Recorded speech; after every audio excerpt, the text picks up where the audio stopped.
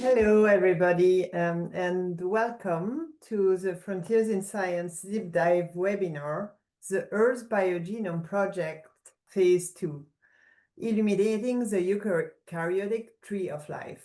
So my name is Laure Sonnier. I am the Executive Editor of Frontiers in Science, and today's webinar presents the Frontiers in Science lead article led by Professor Harris Lewin and colleagues on the next phase of the Earth BioGenome Project, with the aim of sequencing all known eukaryotic life on Earth.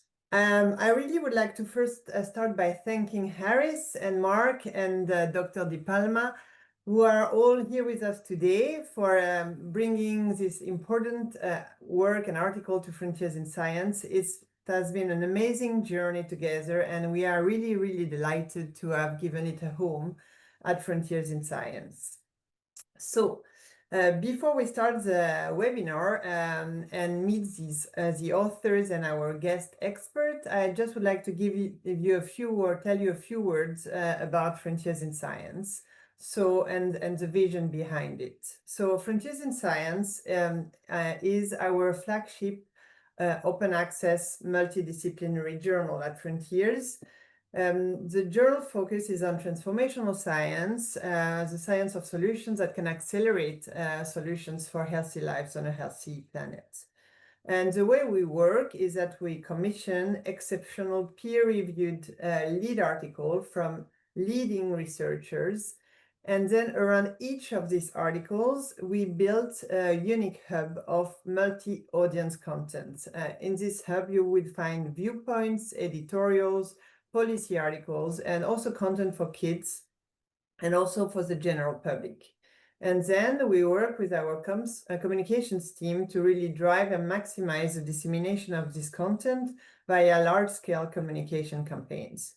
And the whole concept of the project is designed to really extend the journal's reach and impact across science, policy, and society. So to date, we launched in February 2023, and to date we have published now 23 hubs spanning all 87 articles. All these hubs are covering a diverse spectrum of transformational science.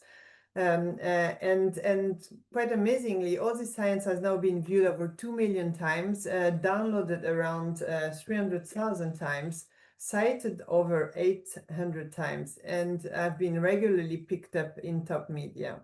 And the reason why I'm saying that is that it's really a testimony of the broad impact Frontiers in Science is already having. And we really believe that no other publisher does this in the way we do. And we are truly delighted to be driving this innovation in publishing so that this critical, amazing transformational science, like the Earth BioGenome Phase II, which is fully open to the world, can reach everyone and contribute to accelerate scientific progress for everybody. So with that, today's discussion is going to be moderated by our amazing science presenter and producer, Greg Foots. Greg, as always, we are really, truly delighted to have you with us. I'm handing over to you now, and thank you, everyone. Enjoy the event. Greg, over to you. Thank you. Thank you, Laure. Hello, everybody. Welcome. As Laure mentioned, we're focusing today on this Frontiers in Science lead article, the Earth BioGenome Project Phase II, Illuminating the Eukaryotic Tree of Life. It was published earlier this month. From the mighty blue whale to the humble baker's yeast, eukaryotes encompass an incredibly varied group of 1.67 million named species. That impressive number includes all animals, all plants, all fungi, and a wide range of some single-celled organisms called protists as well. However, despite this extraordinary diversity, scientists have only sequenced the genomes of about 1% of known eukaryotic species. The Earth BioGenome Project, EBP, aims to change this. They say that their overarching goal is to sequence life for the future of life, and they have a plan to sequence the genome of every known eukaryote. That's almost 1.6 million of them within 10 years. The project consists of 3 phases. It has established a firm foundation during phase 1, and it's now looking forward to phase 2. In their Frontiers in Science lead article, the authors provide an update on the EBP's progress and reveal their strategy for phase 2, which carries the aim to sequence 150,000 species. The team outline how, thanks to major technological advances, high-quality genomes can now be produced 10 times faster at a significantly lower cost. Here is the full article you can see on the screen now. And let me introduce you to the rest of the hub, which includes an editorial article by Dr. Paul Fleechek of the Jackson Laboratory in USA, a viewpoint article by Professor Gain Ka-Shu Wong of the University of Alberta, Canada, and a freshly published policy outlook by Professor Richard Gibbs of the Baylor College of Medicine, USA. And Richard is joining us today. In the hub, you can also find a lay explainer, infographics, a video, and an article in Frontiers for Young Minds. Laure mentioned earlier, there's great stuff there for our kids. That's our journal for kids. I love that, Frontiers for Young Minds. Let me take you through the programme for today's deep dive session. We have 3 presentations. Firstly, Professor Harris Lewin will set the scene and introduce us to the Earth BioGenome Project and their plans for phase 2. Harris will be followed by Professor Mark Blaxter, who will deep dive into how to meet the challenge of scaling the sequencing of all eukaryotic biodiversity.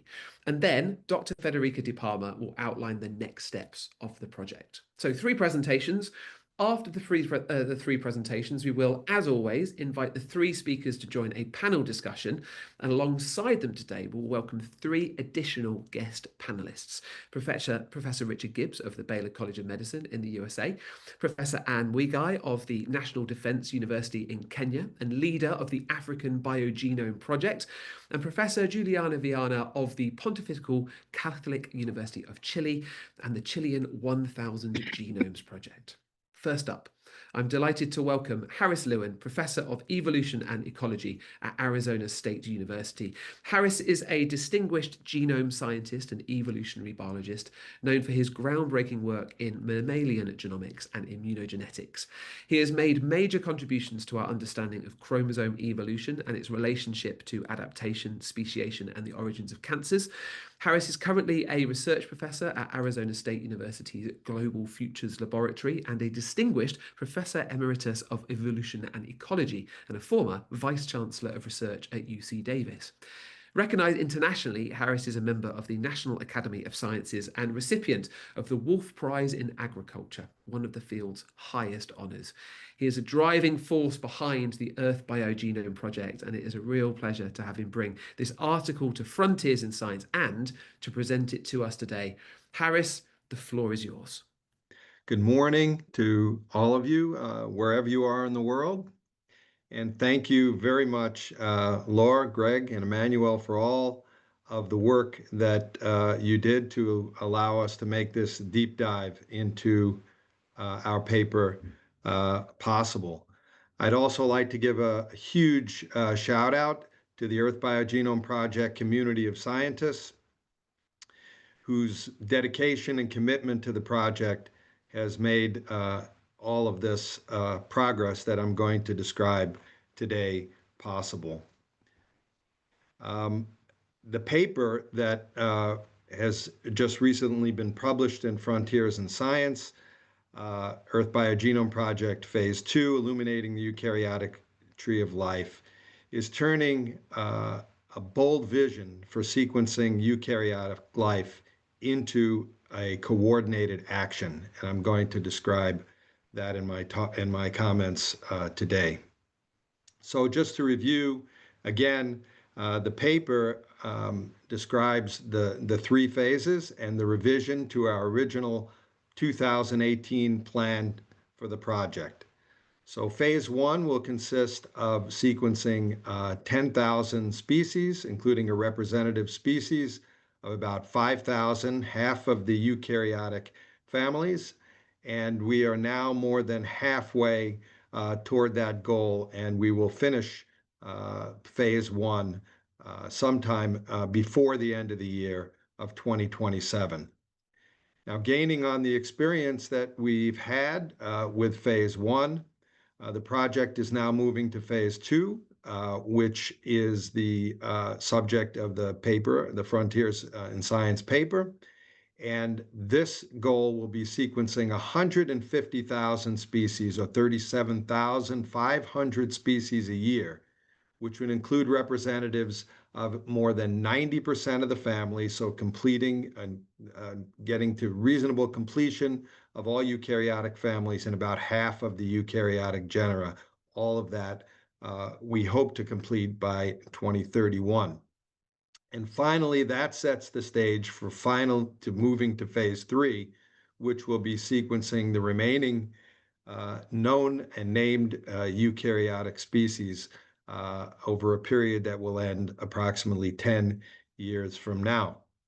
Now, all of this comes at a reasonable cost, actually, globally, over a 10-year period of $3.9 billion. This is a sum that is very much in line with many of the large-scale big science projects that have been conducted across the world in the past and are being conducted now. For example, if you converted the Human Genome Project into today's dollars, that would be about $6 billion. So we're able to sequence all known eukaryotic life for less than the cost of sequencing the human genome in approximately $1999. And this, due to these tremendous advances in cost and efficiency that we've achieved over this time, this is a reduction of $800 million from our original estimate in 2018. And this is something that's described in detail in our paper. Okay. And so how is the Earth BioGenome Project organized? It is a network, global network of networks that presently is comprised of 60 affiliated projects in 88 countries around the world, and with more than 2,000 participating scientists. And the project is absolutely committed to open access of data and in compliance with the convention. All the members have agreed to comply with the Convention on Biological Diversity and the Nagoya Protocols on access and benefit sharing, and the anticipated upcoming regulations and guidelines for the use of digital sequence information. The project is also committed to diversity, equity, and inclusion within the EBP community of scientists and engagement with with indigenous people and local communities. And it is these, by connecting these nodes and engagement, we are not building a single factory, mega factory, but are distributing our sequencing capabilities and capacity throughout the world for a coordinated project aimed at sequencing all of eukaryotic life.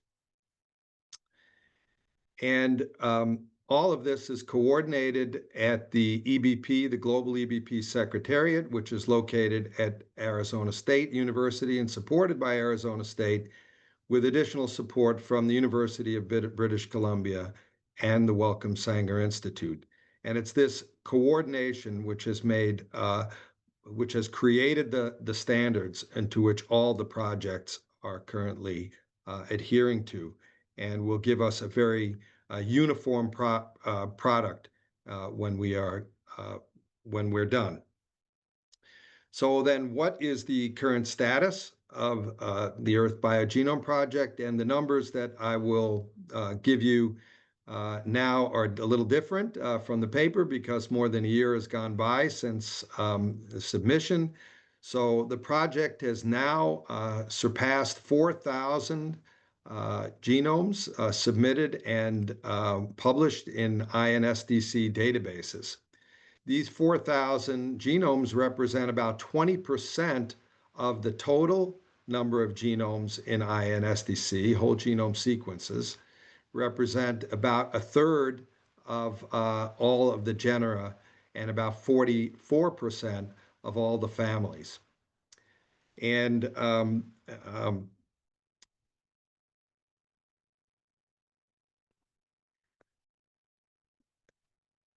looking at the year-over-year scaling and quality, we can see that production of very high quality sequences indicated here in these lighter blue bars has approximately doubled every 2 years. And we expect that in order to reach the phase 2 goals, we're going to have to increase more than tenfold this production capability. And the paper deals with strategies, and my colleagues Mark Blaxter and Federica Di Palma will discuss those strategies for moving forward. And it's not just the number. I mentioned that the EBP has produced about 20% of the global total, but the real progress that EBP is made and is sharing with the world is the very high quality genomes that are being produced near telomere to telomere and chromosome scale for all of the species that are being sequenced. And this is something that is quite different from our original plan, where we had proposed to sequence a representative species at reference quality for the eukaryotic families and then draft quality sequences for the genera and then for all of the species. Now, because of these advances, we have proposed to sequence everything to reference quality, and we can do that, we believe, at less than the cost than we had originally proposed by $800 million. So if you look at that total of 22,000 species in INSDC, only 5,800 of those meet the minimum EBP metrics. And of those, more than half have been contributed by Earth BioGenome Project affiliated projects. If you look at the genus level, that's 60%. And if you look at the family level, it's about 70% now. And if you look above that at the class and order level, it's well over 70% and approaching 80%. So this is the real power, because it's these reference quality genomes that allow for evolutionary insights, as well as the important applications that will derive from the Earth BioGenome Project. And I just want to point out one more thing, is that this is an underestimate. So far, we're moving very quickly toward integrating all of those 60 projects into the GOAT system, which is developed at the Wellcome Sanger Institute. GOAT stands for Genomes on a Tree. But we have not yet integrated all of those projects. So this is a bit of an underestimate still. And so, again, our paper describes this revised timeline for the project. We have a very clear timeline from what we have achieved with today's acceleration to a comprehensive reference quality atlas of eukaryotic life, which has been built by a distributed mechanism that's standards driven throughout the EBP network. And in their comments, again, Mark and Federica will discuss the challenges and how we intend to address them, challenges associated with scaling.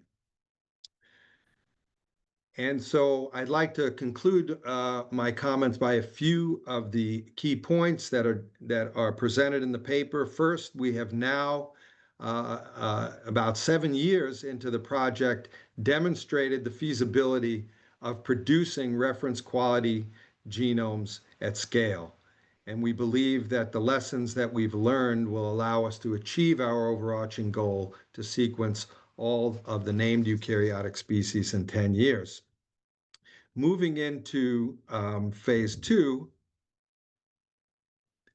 we're going to be, again, using the knowledge and experience that we've gained to collect 300,000 species, which is really the engine, if you will, that's necessary to drive this sequencing. 300,000 taxonomically identified and vouchered specimens, and we will sequence 150,000 of those species, representing at least half of the eukaryotic genera, in 4 years.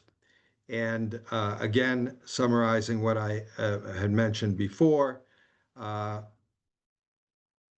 I can get there, all of this can be done at a cost of approximately $3.9 billion globally, a reduction in $800 million from what we had originally envisioned in 2018 due to the reduced costs and efficiencies that have been gained over the years in high throughput DNA sequencing.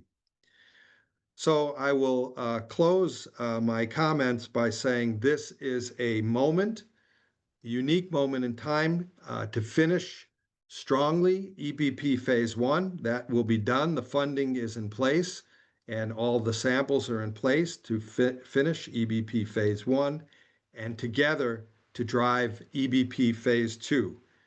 We'll be moving from these scattered spotlights that we have on the tree of life to a floodlight, now fully illuminating across the eukaryotic tree of life.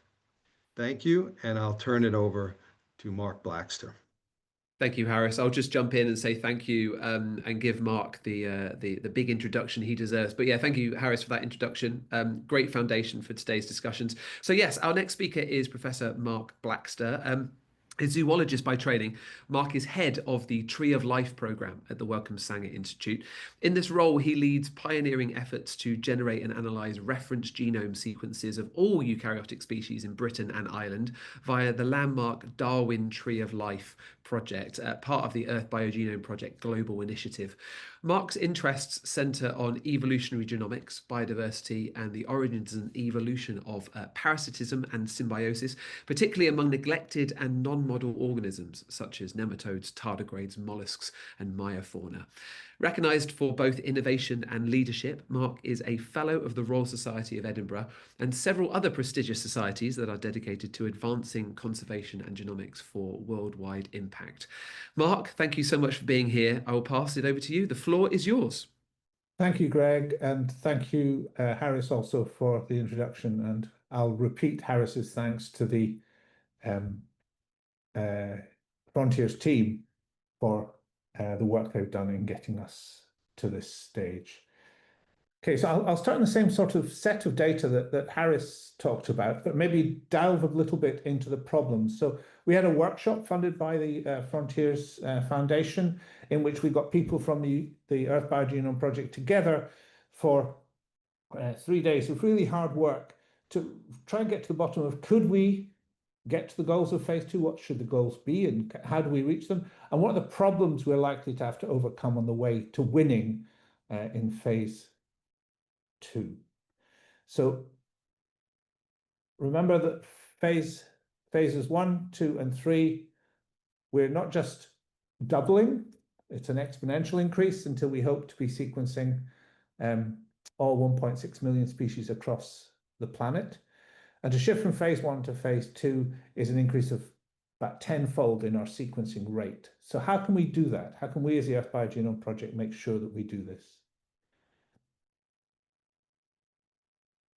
So we could have set ourselves our easier goals, but we deliberately set ourselves stretch goals, because if we did any less, we would be avoiding the responsibility or avoiding the opportunity of really trying to help the planet and ourselves overcome the climate crisis, the biodiversity crisis, and also other crises such as the lack of antibiotics for emerging infections.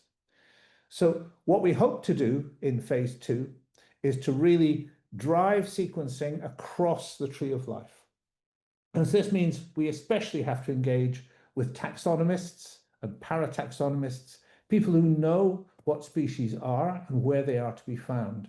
And this essentially means we have to have a deep collaboration with people living in local communities and working in local communities. And the Earth BioGenome project is a federated project, a network of networks, and really we give autonomy to national and local initiatives to do sequencing. And to achieve the phase 2 goals, we will have to sponsor, encourage, and collaborate the founding of genome sequencing centers across the globe, not just in the richer northern countries, but across the biodiverse rich countries of the global south, and especially in lower and middle income countries, which is where most of the biodiversity is to be found. As I said, we're increasing the rate at which we're sequencing things. So one of the things we're doing in the Earth BioGenome Project is trying to streamline all the processes and procedures that are needed to find a species, to identify it to species, and to get it to the sequencing center in good conditions so that we can generate good genomic sequence from it. Harris mentioned the revolution in genomic sequencing that's happened in the past 10 years, where we've gone from very high volume but short sequencing data, which the first generation of next generation sequencing instruments produced, to data which comes out as very long single reads, which allow us to assemble really, really high quality genomes. And by deploying these new platforms across the world, we will be able to do this tenfold step up in genome generation. Those of you who are scientists will really complain about the graph that's on the screen at the moment, because you'll notice that the x-axis is not linear in any way. In phase 1, we're counting up to 10. In phase 2, we're counting up to 150,000. In phase 3, we're counting up to 1.6 million. But we really think that this is achievable. And again, if we don't do this, it's an avoidance of our responsibilities. So how do we achieve this? The first thing is finding the species, and we really have to engage with local communities and local taxonomists to work with them to generate species lists for areas, to find the species, and to get them to the sequencing centers. Most species are small, and most species are actually relatively rare. And so there is going to be a bias in what we find and what we sequence towards the large and towards the common. But we are going to attempt to sequence about half of all known genera. So there are about 150,000 genera. We're going to attempt to sequence somewhere around half of those, so 80,000, let's say. We'll also sequence another 70,000 or so of species that are important to local communities because they are maybe orphan food crops, important to local communities because they're totem organisms, important to global biodiversity because they are endangered, or important to global bioindustry because they're possible sources of new drugs, new biomolecules, and feedstocks for bioindustry. So we're going to achieve this by engaging globally at the grassroots to collect. And collecting locally is fine, but then shipping becomes a problem. So DNA is actually a relatively unstable molecule. And so in order to sequence that DNA and also the RNA, which we also sequence in order to find the genes, it's best if the sequencing happens as local to the collection as is possible. And so we especially want to respect the work that's gone into collecting and respect the organisms that are collected and generate the best genome possible. And so that all tells us that we have to build sequencing centers near where the biodiversity is, so that local people are trained in sequencing, so that we get capacity and capability built in the areas where biodiversity is and where that capability and capacity is most needed. So the way to do this is to work with people. And so we want to make sure that whatever Earth BioGenome Project does, we innovate in an ethical and informed way, that we make sure that our methods are the best possible, so that we are always pushing the boundaries of what is possible and what is the best. There's no point in us collecting something that is rare and beautiful and special and then not doing the best sequencing we can on it. And so we intend for every single specimen or species that's collected to produce the best quality genome we can. This differs from the first version of the Earth BioGenome Project's goals, where the idea was that most species would have what we call draft genomes, which are relatively lower quality. But we really see now that it is possible to push every single genome from every single species, no matter how large or how small the species is, no matter how big or how small the genome is, we can generate high quality genomes, include most, if not all, of the DNA sequence of that species. And then to do this, as I say, we have to build locally. We have to make something work locally so that we build the capacity and capability, not just to generate phase 1, but also to think about phase 2 rather, not just to generate the capacity for phase 2, but also to build so we can really deliver on phase 3. I'm part of a project in Britain and Ireland called the Darwin Tree of Life Project, and one of our straplines is sequence locally and think globally. And that's really what we want to do. We want to make sure that local facilities, local communities, local experts are empowered to do their sequencing, and that joint activity will deliver to the goals of the phase 2 of the Earth BioGenome Project. One idea of how to jumpstart this is to, rather than have centers in other places build themselves piecemeal, is actually deliver them a genomics laboratory. And the new technologies we have mean that it is possible to build a shipping container that has enough equipment in it, all the technology you need, to generate about 1,500 genomes a year. Obviously, the container doesn't come with the people, and it doesn't come with the training. But if we promise the people and promise the training, so promise to train the people to go and work there, these genomes from a box, G boxes, could be a route to establishing 25 or 50 sequencing centers around the world, which would then be able to deliver to phase 2. So this is the sort of innovative approach that we hope people will take to think about how to establish new sequencing centers to deliver to the EBP goals. So in the end, we will sequence life for the future of life, and we will do it together. Thanks very much. Thank you very much, Mark, for that deep dive into the challenges about scaling this to sequence all biodiversity, and for introducing us to the G-Box, to the genomic laboratory in a shipping container. Cool idea. Our final presentation then is from Dr. Federica Di Palma. Federica is a leading genomic scientist with over 20 years of experience advancing biodiversity, genomics and data science. Alongside her current role at Genome British Columbia, Federica also serves as a it's always tricky to say this word, professorial, there you go, fellow in biodiversity at the University of East Anglia. Federica has led numerous international collaborations, including key projects with the National Institutes of Health, Harvard, and the Massachusetts Institute of Technology, MIT. Formerly Director of Science at the Earlham Institute in the UK, she has played a pivotal role in advancing food security research through cross-disciplinary initiatives in computational and molecular biology. Passionate about biodiversity, she has spearheaded global research programs that bridge science, policy, and industry for long-term sustainability, often with a specific focus on developing nations. Federica, thank you also very much for being here, and I will pass it over to you. The floor is yours. Thank you very much, everybody. So welcome, everyone, and thank you to the Frontiers team, and thank you to Harris and Mark, my colleagues, for the wonderful presentation so far. I just wanted to really conclude this presentation by touching a little bit about the meeting the phase 2 goals and perhaps the scale of the challenges, and say a little bit more about the pathways to success. And I do want to say that the Earth BioGenome Project, the EBP, brings together a number of committees which are both scientific and non-scientific in expertise, from taxonomy, genomics, informatics, to ethics, policy, and of course, community engagement.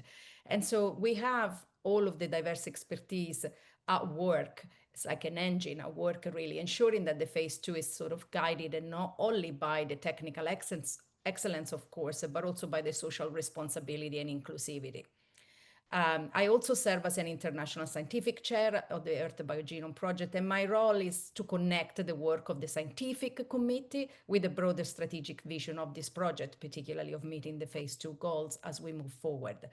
And I just wanted to say how hard these committees work. They define standards, of course, for sampling and sequencing. They advance assembly and annotation methods. They integrate data and AI, and they absolutely ensure that the science has an impact into real-world solutions like conservation, biodiversity, addressing our pressing challenges with climate resilience, and with the impact of our environmental challenges on health, on human health. And so really they provide the expertise, coordination, and innovation that is really needed to turn the Earth BioGenome Project vision into action. Looking at the phase 2, as you have heard, of course, this is a huge collective challenge, and to sequence 150,000 species by 2031. And as you've heard, they represent 90% of, over 90% of families and nearly half of all genera. As Marcos already mentioned, these are deliberately some very ambitious goals, it wouldn't make sense to really do less and falling short really or what is needed to truly respond to the biodiversity crisis and the climate change. The Earth BioGenome Project Phase 1 really proved the feasibility, delivering reference quality genomes for 10,000 species, but the phase 2 really requires a substantial scaling up in every dimension. So global genome production pipelines, continued harmonization of standards across the sampling, the sequencing, the assembly, and the annotation, and of course the integration of the metadata informations about the data, very, very important. And you've heard that a lot of this is being currently achieved through Genomes on a Tree, GOAT, as a central registry and hub. What I'd like to mention is that, of course, in order to achieve this phase 2 ambition, we are in need of addressing some huge bottlenecks. And a lot of the bottlenecks, you've heard that some of these points being made are in sampling and standards, from cold chain requirement to building just taxonomic expertise. Scaling up the high throughput genomics, which of course you've heard from Mark, the concept of genomes in a box. This will allow regional centers to really generate key numbers of genomes a year. And third, by embracing really the data and AI integration, because this is absolutely key to the scaling up, establishing some common metadata and also some annotation standards, and using AI to, of course, accelerate the analysis, extrapolating value from these genomes, but also reducing the silos that we might have. And fourth, last but not least, is ensuring that we do capacity building and embed equity, particularly from the global south, and that we indeed embed ethical and informed approaches that respect national context, indigenous rights, and underrepresented community. And I would say that finally, all of this, it really is geared at focusing on applications and impact. We do absolutely intend to demonstrate of course, how all of this work will ultimately have a positive impact on important topics like conservation, resilience, economic growth, but also social growth. So In short, I just wanted to say the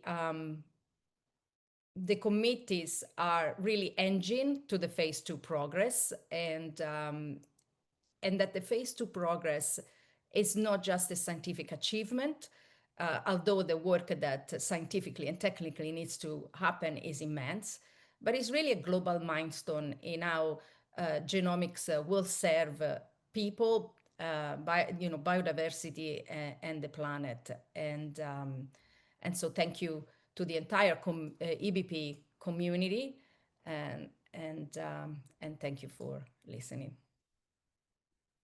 Thank you very much, Federica. Right, folks, we've had 3 great presentations, so it's now time to move into the panel discussion. Do keep your questions coming in for that. I will put as many as I can to our guests, but I can see how many there are coming in.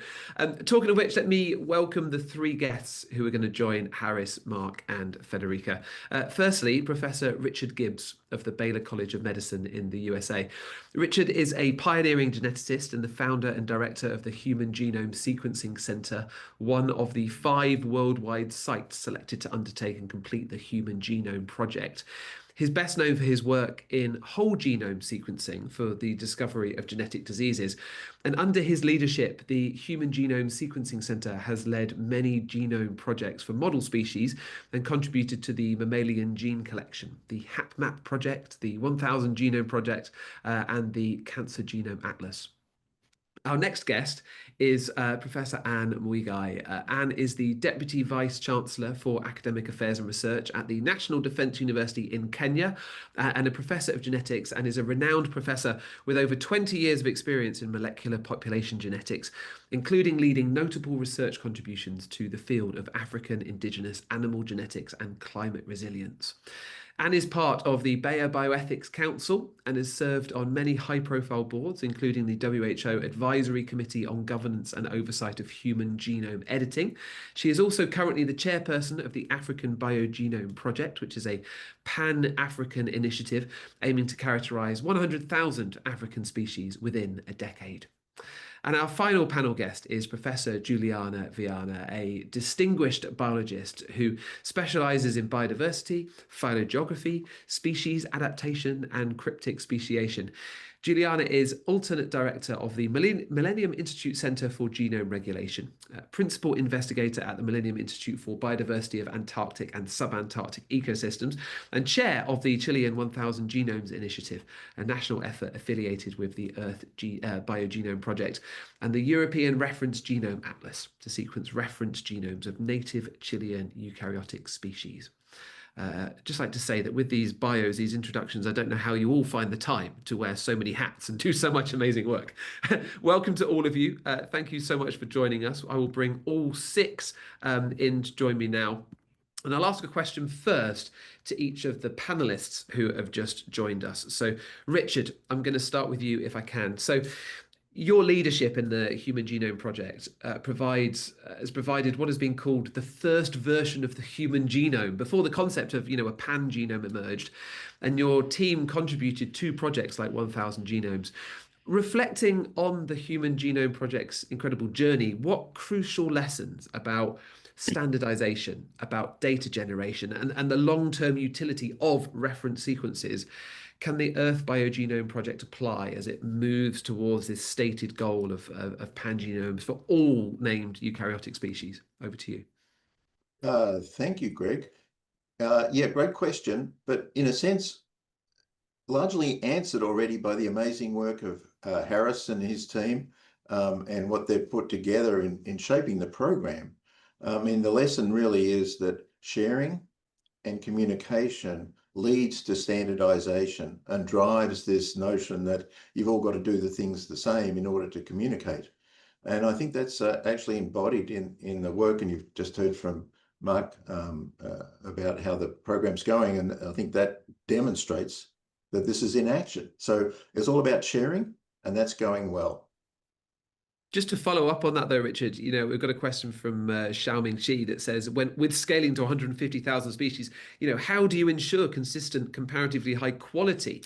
What have you learned that you can kind of reflect on to the team about how to ensure high quality across diverse, often non-model organisms? Well, the wonderful thing about DNA and genomes is that they are what you see. And so it's very apparent, the quality of the product, as soon as it's shared and viewed by others. So actually producing standards and answering this question is not so difficult with this fundamental process of getting the first genome sequence. But I think the program's probably going to start to look at what you do subsequent to that and think about data models as annotation gets built into the genome data and as other ancillary data come together. And the desire there is to share this kind of meta information. That's where it's actually more challenging. But to directly answer your question, the wonderful thing about genomics and DNA is that it's pretty straightforward to share. Digital information is digital information.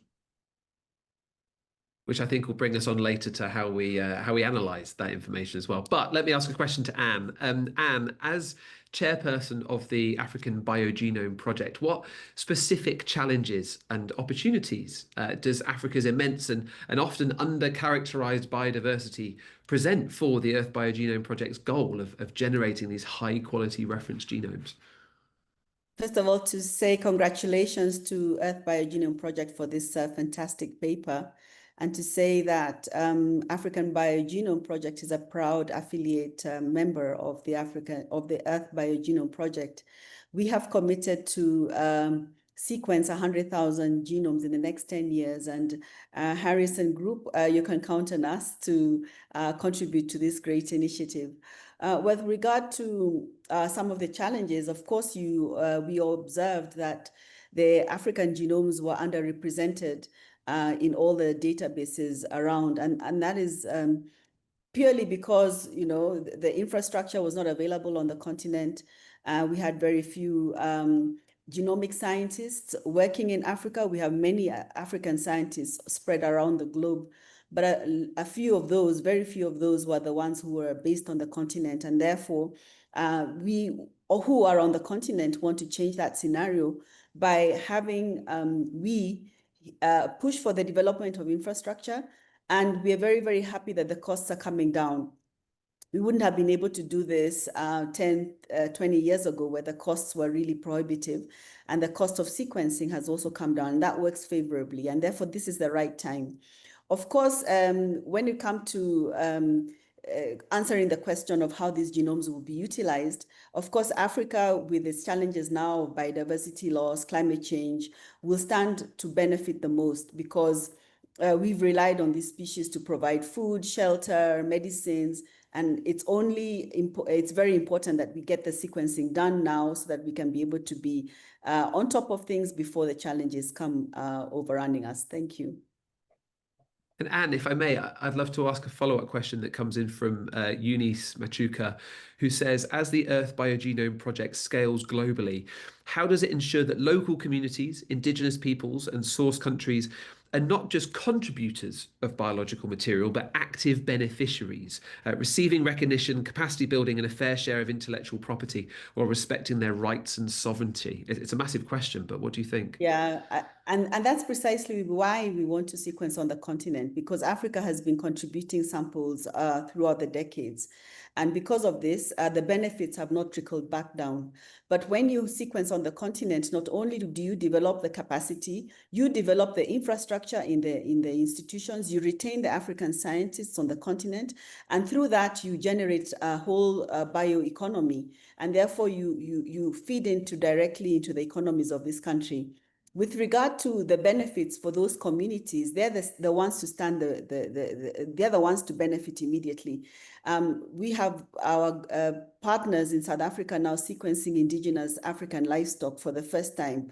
And that initiative will contribute directly to the improvement of these indigenous species, because we need them now that the climate is changing and is becoming hotter and drier, and they have been able to survive. So the benefit, it will not be in terms of paying these communities who have given you the samples, but the benefit should come into the products. And it's our role as scientists to ensure that we're not doing science for science, but we're actually doing science and pushing the innovative products out onto the market, out into the field, out into the farms, where they will have the greatest benefit. Thank you, Anne. Thanks very much. Juliana, question to you. Thanks for joining us. As chair of the Chilean 1000 Genomes Initiative, which focuses on native Chilean eukaryotic species, and with your work in phylogeography and species adaptation, how do you envision national projects like yours contributing not only to this immediate goal of high quality reference genomes, but also to this longer term vision of developing pan-genomes that capture the genetic diversity crucial for understanding species adaptation in specific, highly diverse environments like Chile, like Antarctica as well? Thanks, Greg, and congratulations, Harris, for the paper. Count on us as well to accomplish this goal in the phase 2. Indeed, Chile has like high endemism and diverse environment, like from Atacama Desert to high Andes to Antarctica. And we are producing like high quality genomes that can also support not only to understand adaptation and conservation. By now, we already know some species like the southern river otter has the lowest genomic diversity of all otters of the world. As well, the small cat guinea has the lowest genomic diversity of all leopardos. This like shows urgent needs for conservation actions. Like about the pan-genomes, would be great to capture local adaptation structure variation. But however, we have to face first the challenges to produce like reference genomes locally, as which Mark remarked, which is very important. So one of the most difficulty is also like the stable funding, and the phase 2 project, and Mark also remarks to fund, like to create a foundation impact fund to provide like funding for the global south, which would be very important. And also we pay like higher cost, like a genome, it's decreasing costs, but in Latin America, for example, we pay 3 times the cost of sequenced genomes. So because of import taxes and also like the profit of local companies.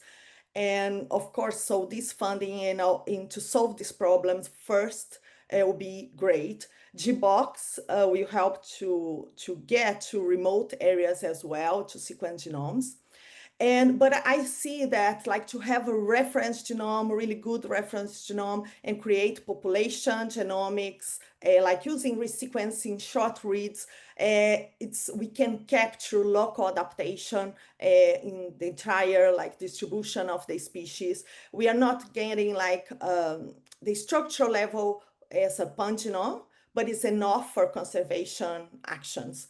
So in Antarctica, for example, we have like a natural laboratory to understand climate change, which is faster in Antarctica, and we have least anthropogenic impact, and some species already decreasing population size, like chinstrap penguin, other expanding like gentle penguin, like has to have a reference genome, population genomics to understand the adaptation,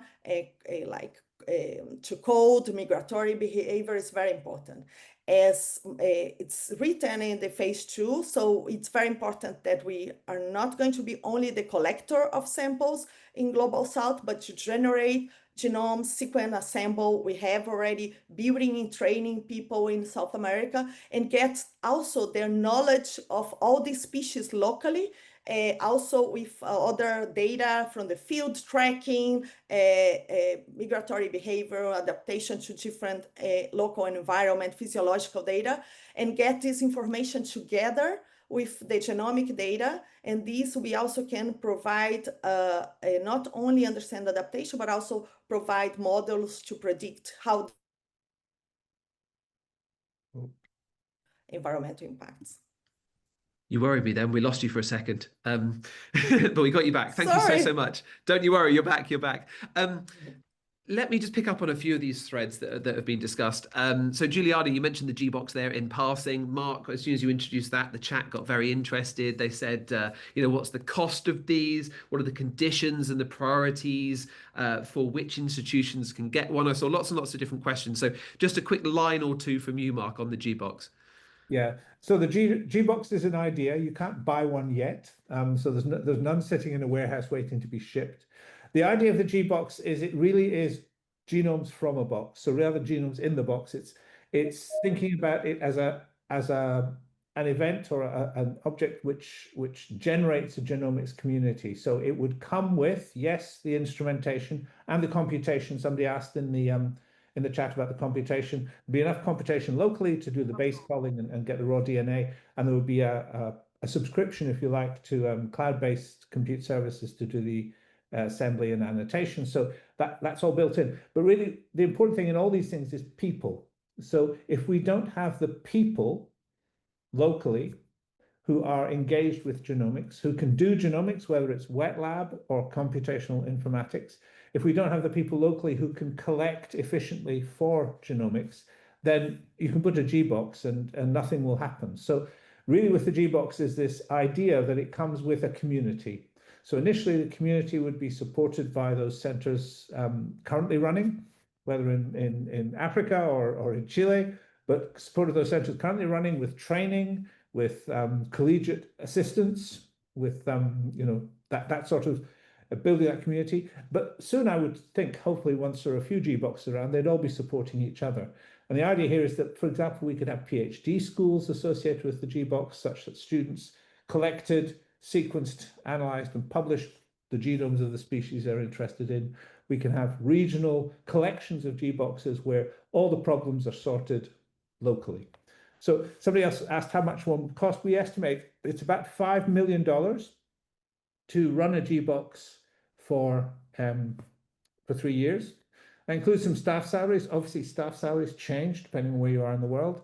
And it includes a generous discount assumed on sequencing reagents. So we hope to persuade the technology companies that this is something they really should and ought to do from their hearts, if not from their wallets, that they should really support this and support this in a way which levels that cost playing field that Juliana mentioned, and make sure that G-boxes in Chile, G-boxes in Kenya, G-boxes in Malaysia are all paying the same, effectively the same, for the reagents to sequence these genomes. Because these genomes are a global heritage. I mean, us humans, we've chopped the planet up into nations, and we've got our own patrimony, but really we are sequencing these genomes for the whole planet. And so we should all contribute what we can in the way we can to doing that. Thank you, Mark. I mean, now you've just teased us with even more of the idea and the potential. But I do want to kind of add a layer to that, actually. So a great question from Camilo Salazar. And I think you've started to touch on this, Mark, but I'd like to put it to Federica for comment. How will the Earth BioGenome Project ensure that local scientists are effectively included as full research partners rather than only serving as sample providers? Federica.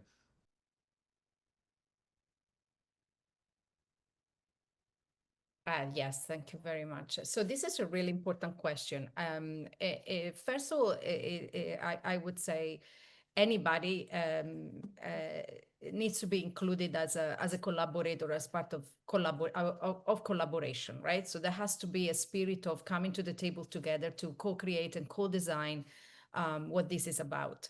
But to take that question a little bit further, I think that as we scale for the phase 2, it is quite critical that we ground the work of EBP in internationally recognized frameworks that actually are trying to guide some of this work on equity, inclusivity, and specifically on data sovereignty. So I think we have a number of, and I know sometimes it's a little confusing and overwhelming. We have a number of frameworks, and I start off, for example, with the United Nations, the UNDRIP. That's a really simple framework, establishes the rights, for example, for indigenous people to control and protect their knowledge and their resources. This might be also beyond the indigenous people, could be also for underrepresented community. But essentially what it states is that through free and prior and informed consent, there is collaboration and participations. And that's just a human rights type of framework. Then we have the Nagoya Protocol that every scientist has come to deal with at a practical level. And that really what it is our legal framework, and the only legal framework that we have to ensure that benefits from genetic resources are shared fairly and legally. We have issues with this legal framework, and not every country adheres to it or signs to it. So there are some complexity to navigate.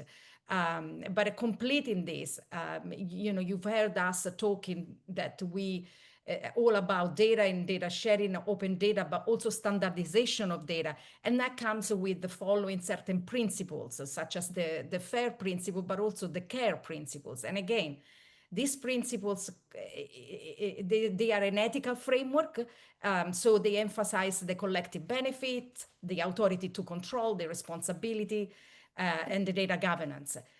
And then I want to add, because I know I have been asked by many communities, I want to add, there are also other frameworks in addition to this that are very context specific. So for example, we have the Canadian BioGenome Project, and Canada itself will have to also deal with the OCAP framework, which is a practical model in Canada for ownership, control, and access of possession of this data.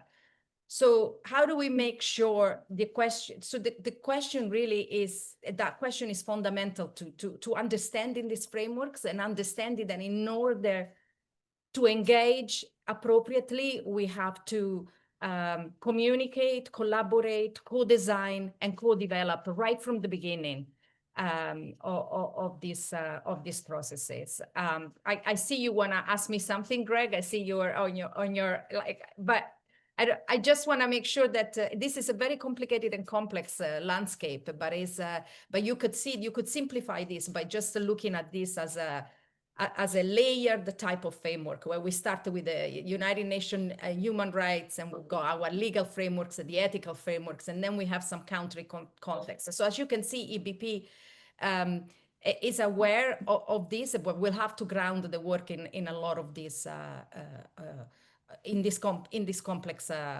landscape. And then finally, I do want to mention something that in my head, it's really related to this. So I just want to mention it. And there is, we talked a little bit about the paper about this impact fund. And I just want to mention that both the impact fund and what is known as the Cali fund, for example, which was announced in COP16 in Colombia, in Cali last October, they function as financial mechanism to operationalize this benefit sharing and this ensuring that genomic really delivers this real and equitable lasting impacts. So those are kind of practical, because what the community has many frameworks, as I've just mentioned, but not practical mechanism to operationalize them. And those are the beginning of that. And that's what the proposed impact fund also is towards. Thank you, Federica. Yeah, thank you so much for bringing up Nagoya Protocol and other such. I think it's such an important point. We've had a lot of questions about it. I just feel I should ask Harris to, potentially add to Federica's kind of great overview of that with, she's raised the question. I kind of then pass that to you to not provide the answer, but maybe to, give a bit of an answer. So, for example, Andrew Armitage has said, could you comment on how the EBP is addressing international frameworks, and then lists a number of them, including the Nagoya Protocol, including DSI, including Convention on Biological Diversity. How has this been baked in? How are you planning to manage it? What do you foresee for the future in terms of access? We also had some comments earlier about access to these resources and benefit sharing. What are your thoughts, Harris?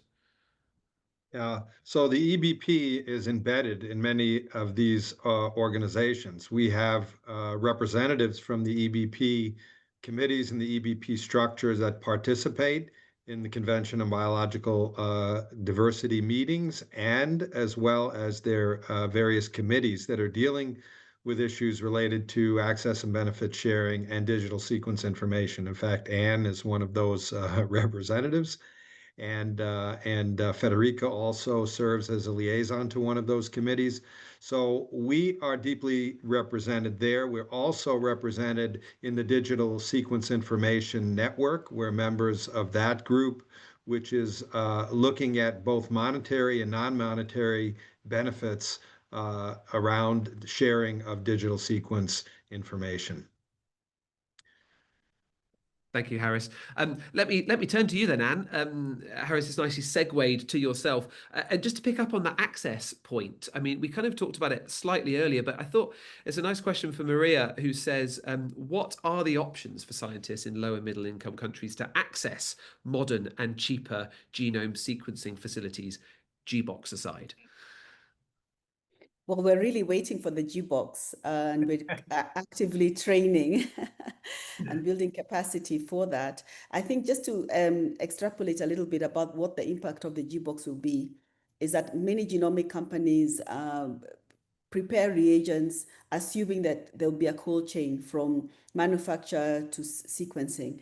And in Africa, we don't have electricity everywhere. We don't have reliable internet. We don't have, and a lot of the equipment rely on this. They rely on electricity, you need freezers, you need centrifuges, and therefore thinking outside the box where you can have a container that, maybe harnesses solar and has a satellite link, will be able to hasten some of this sequencing. So it's not only the sequencing that is a challenge, but it's also manufacturing heavy centrifuges or equipment that, once installed, they can never be moved around. And we need to rethink that and see whether we can have little sequencing chips that you can put in your pocket and go home with, or put in a briefcase and things like that. But then moving on to access and benefit sharing. Africa is a diverse landscape. Not all the countries have signed. And the interpretation of the access and the convention is different in every region.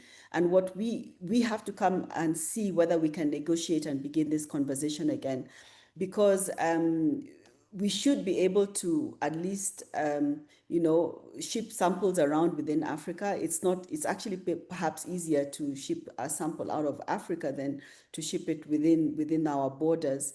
And we have to really break it down, because the laws were written with the benefit in mind that we would never have to rely on our own selves. So, and we also have to think that we shouldn't be able to duplicate infrastructure. So interpreting benefits, I think people thought initially that, especially from resource poor nations, when you talk about benefits, most people think about cash benefits that you have to pay or reward communities in a form of cash.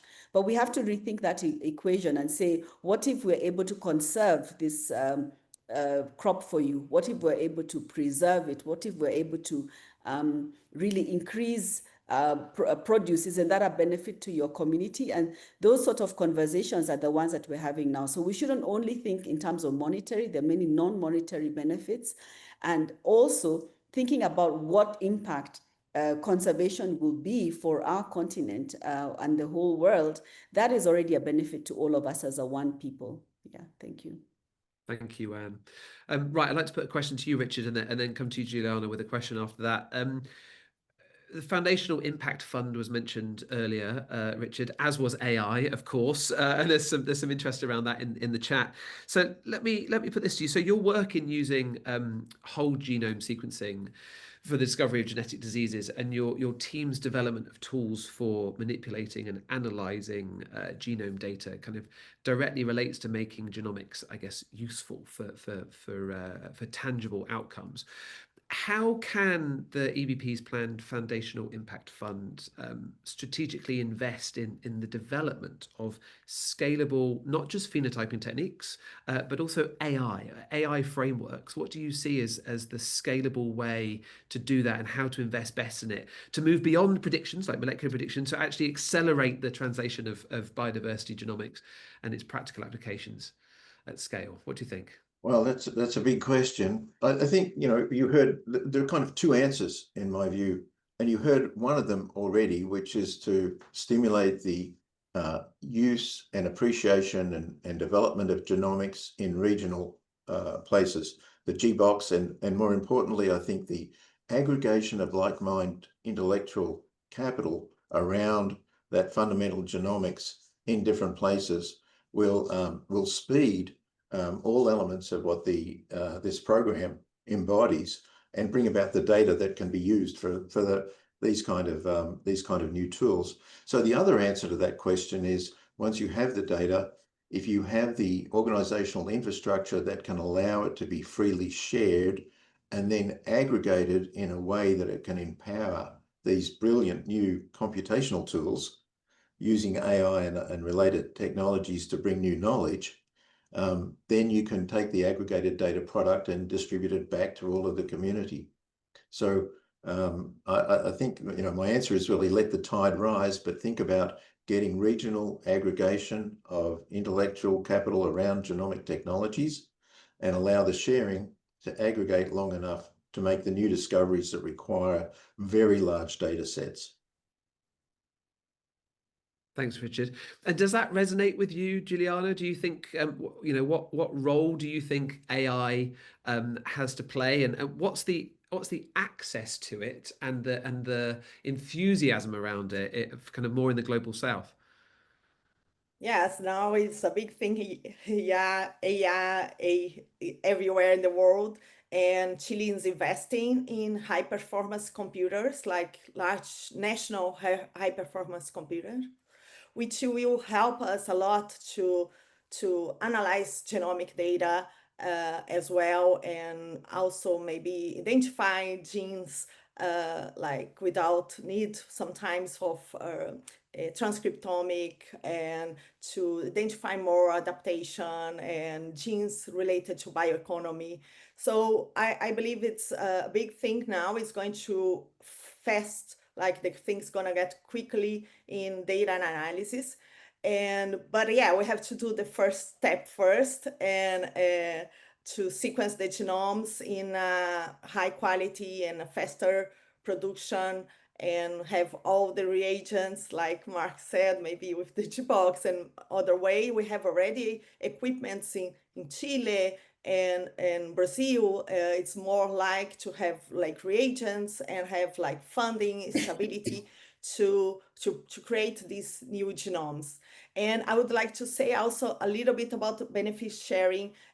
For example, 1,000 Genomes is also creating the debate in that sense as well. Like Chile had before no law to protect like genomics resources of biodiversity. And now next week, we were called by the foreign minister to start this day and sign, for example, Nagoya Protocol.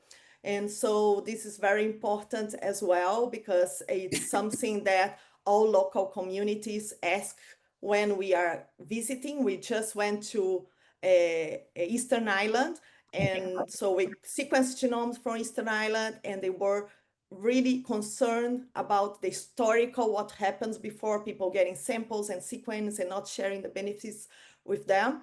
And so this is very important for them to be like comfortable with this kind of initiative. And we are also teaching them and taking to local schools also the information sequence genomes with local school, and not training only graduate, undergraduate students, which is crucial for this kind of projects. We cannot hire someone. We have no funding for hiring someone, but also teaching local schools and teachers and to be involved in the project.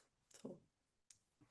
Thank you, Juliana. And just to pick up on the just to pick up on the AI kind of side of things and the IT infrastructure side of things, Mark, I think I'll throw this to you. It's a question from Wynne Mayer, who says, I'm particularly interested in Challenge 5, which highlights the need for planet-friendly informatics.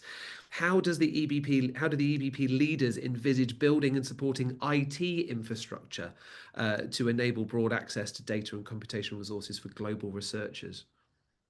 Yes, that's a great question. It would be the irony of all ironies if we sequenced everything on the planet only to boil the planet because we were using far too many computers. So yes, we are absolutely hoping and planning to use green computing as far as possible. One way of doing this is, unfortunately, to think about using compute in the cloud, so that all the data and the compute are close to each other, and that data and compute can be made as efficient as possible. This does have issues with sovereignty and ownership, but if it is an open genomic library of life, then having those data available in the cloud is a way to do it. I think the other thing I'd say is that just as the sequencing technologies have got faster and better, and a student can now do in about 10 minutes what I did in the whole of my PhD, or maybe in 10 seconds, the whole of what I did in my PhD, and do it better. I think it's the same with computational algorithms. So computational tasks, which only a year or two ago would take days on a supercomputer, can now be carried out on my laptop. And it's not that I have a brilliant laptop. And so I think we also see a drive, especially in the genome assembly space, a drive to simplify computing by using new algorithms. And it's new people coming in from all over the world with brilliant ideas about how to do computing that result in these step changes in how efficient our computing is. So absolutely, we do not want to be part of the climate change problem. And absolutely, we do want to have the best computational resource available. And that's likely to be some mix of local compute and some sort of cloud-based data store where the bulk of the data would be, you generate data for a genome and it's a vast amount of data, and you essentially compress all that data down into the genome sequence, which is relatively small. And so working on the relatively small genome pieces can be done very locally. Doing the assembly with these vast sets of data, or doing some analysis with the raw data, might be better done in the cloud. Issues like that. Interesting. Thanks very much, Mark. Thank you. Federica, I'd like to put a question to you that came in from Pamela Morales. She says, in the Global South, we are still trying to get phase 1 off the ground, focusing on obtaining high quality reference genomes. Moving forward with this stage is essential before we can advance to phase 2. We are truly grateful for the important support that EBP has already provided, but securing funding remains one of the main challenges at this point. With this in mind, has the EBP considered whether the Foundational Impact Fund that we've mentioned, the FIF, could also support initiatives in the Global South during phase 1 to help us overcome this critical step? Or is the focus now mainly on phase 2 and beyond? Federica's thoughts? No, absolutely no. I mean, the Earth BioGenome Project, obviously, we have talked about how we are very grounded in this ethical and inclusive and accessible sort of components. So we would not be so dissonant to say we are in phase 2 now in the Western country, or in certain, actually, I should say, Western country, and we will, so we are perfectly aware of the fact that there is still a lot of capacity building to be done, and I think we've talked a lot about the genome in the box. That's the exact spirit of that out of the box idea, is to come up with some practical ways to actually solve the issue of accelerating that capacity building. I think capacity building needs to happen at the practical level, but it also needs to happen not just at the technical level. I've seen some of the question mentioning education. I've seen some of the questions. There could be so much knowledge exchange around genomics. I see Rodwing said genomes build community. Love that comment too. I mean, it really is true. And I think Richard said that before about how we need to start countries need to start to just coordinate around some genomic infrastructure and begin to build from that. It is completely possible. And I mean, the Global South really has a superb advantage, in my opinion. I've worked in some of the countries for many years. I think they are so grounded in their understanding and knowledge of biodiversity that it way surpasses what we know of that in the Western world. We might have the technological capacity and the resources to advance this, but I think that in my mind, more than just a scientific achievement of the generation of a set number of genomes, is really coming together now. That's also what this evolution of phases for the Earth BioGenome Project is bringing these two worlds together. So one cannot, the technology cannot outpace the other. Thank you. I'm sure that person will be very happy to hear that kind of rolling phases.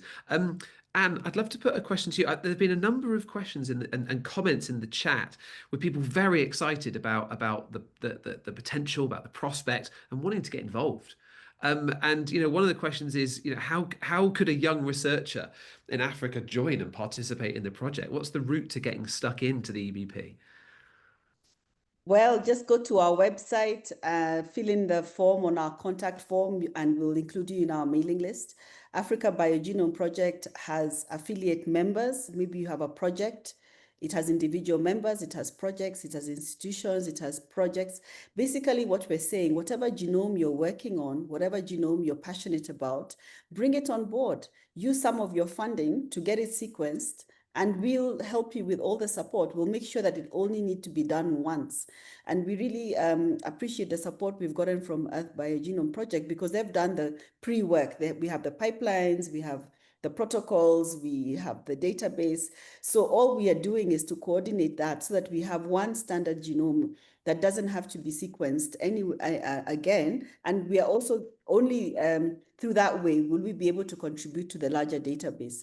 So we are a vast continent that has had serious collaborators between ourselves and the global north, but we have not had enough collaborations happening within Africa. And therefore, African BioGenome Project is seeking to bring these Africans together so we can know where you are, who you are, what you're working on, and then strengthen the networks within the continent itself. So go to our website, just Google African BioGenome Project, and you'll be able to reach out to you. Thank you so much, Anne. Great to know that people can get stuck in that way. I am rapidly running out of time with you all, so I'm going to try to squeeze in some very quick questions with very quick answers. Mark, if I can, I'm going to combine two. There's one from Jonas Astrin who says, what's the EBP strategy? Will you need to look at biobanked samples is a question there. And then I just want to tie that together also with one from a different Mark, who says, you know, sequencing all eukaryotic species is going to require recollecting many species that are rare or only occasionally encountered. How do we address this challenge? So I suppose my question is it also a case of looking back at what we've banked as well as looking at retesting? And if so, what do we need to consider around that? So yes, we will sequence from, the Earth BioGenome Project should sequence from biobank samples. Obviously, that in that case, the organism doesn't have to be recollected. We have to be careful about those biobank samples. They may be live samples, which are the only live samples left for the species. So there's all sorts of issues in there we have to work on. But yes, biobanking is a great thing. We would also encourage people collecting for the Earth BioGenome Project to also biobank the samples, because we're doing genomic sequencing now. Who knows what we'll be able to do in 5-10 years' time? And so it'd be great to have those biobank samples from all those samples. For very rare things, it is going to be very difficult. So the EBP Phase III is a real challenge. And it may be that we accept that we can't sequence them all. There may be a species of fly that was seen on a beach in Colombia 40 years ago or 140 years ago and hasn't been seen since. And it's official fly, it's in the record, it's in the National Museum, but we can't find it again. So I think there will come a point where we have to say to some species, you are not findable or sequenceable. And that's okay, because there's lots of other species to sequence. We will never be bored. Oh, you're not going to be bored, that's for sure. I'm going to do a question to Harris and Richard, both of you, at the same time. And it's going to be one of my last ones from Damtiwe Babia, who says, what are your predictions for future research in this field? And then also, you know, what are the tools to support revolution in this field in research outputs? But yeah, what are we looking at to the future? Harris first. Yeah, in the future, I think we're going to see even greater improvements in DNA sequencing capacity. What we do now in maybe a day for a typical genome can be probably done in will be done in a matter of minutes. We will drive the cost down. Right now, it's $28,000 per reference genome. Our project anticipates the costs dropping in about a 5-year period to approximately $1,900 per reference genome. And so this is, we are totally dependent, our budget estimates, on rapid advances, continuing rapid advances in sequencing technology, much of which have been driven by Richard and the people in the Human Genome Project, where the funding is clearly there for advancing the technology. Second, the advances in computing. This has already been discussed.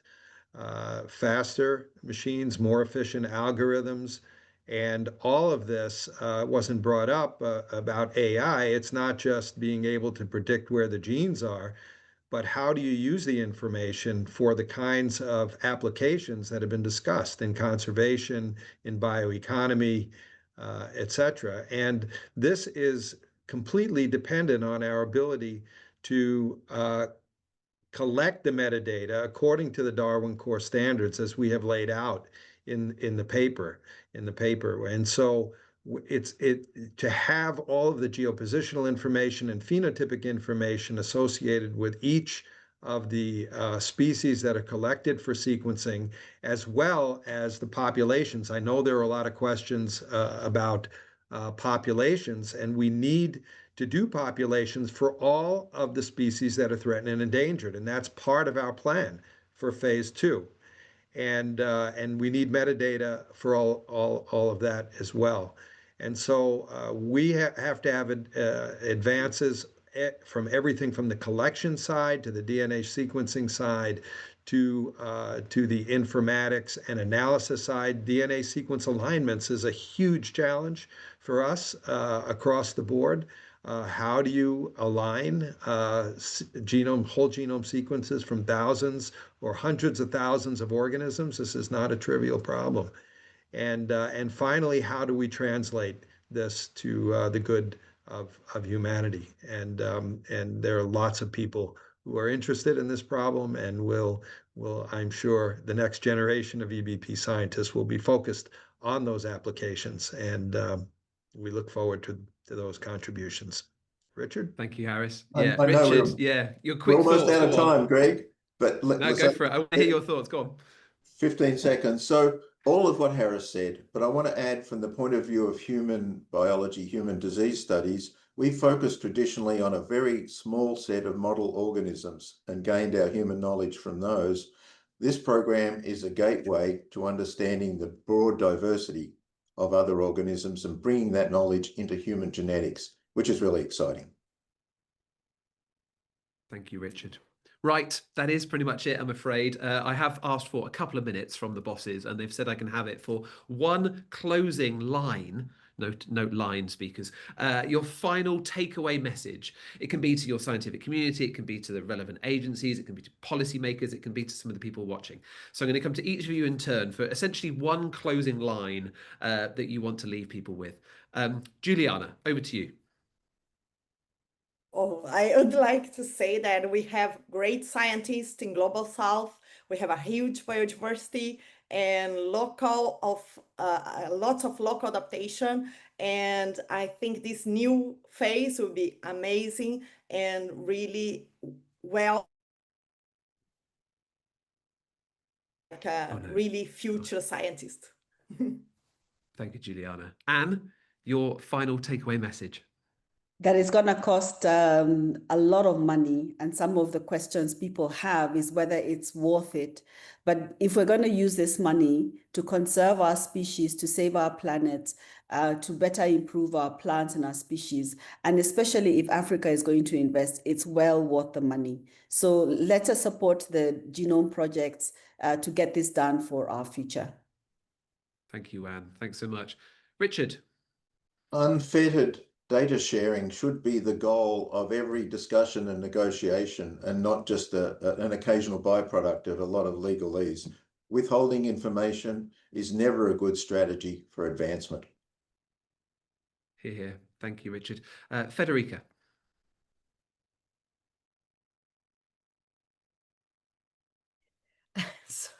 So sorry, my clicking is always. Well, I would say I will follow up from what Anne said, and I will just say that, again, a massive thank you to the EBP community that is involved in this wonderful project, because I think that the EBP community is taking a massive challenge, and it's a challenge that will change absolutely everything.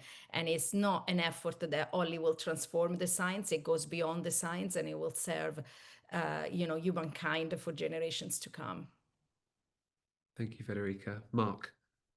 There's a lovely quote from the United Nations human rights discussions last millennium, and I think we can update it for this millennium, and it talks about the common thread that joins us all, and that common thread is probably DNA. And so, we're all joined by this common thread, and if we break it, we are all undone. So it serves us well to build this common thread.